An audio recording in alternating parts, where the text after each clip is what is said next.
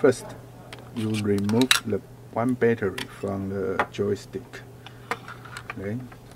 Push the USB dongle into the USB hole, and you can see the Windows is installed the device now. Okay. After the install is complete, you can see a mouse controller is appear. Then remove the dongle again. Okay.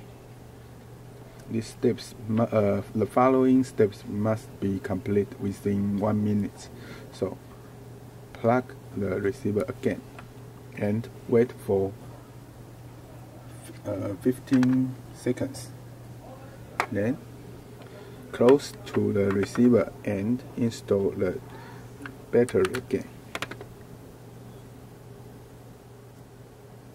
Okay. As you can see, the receiver and the joystick is linked together.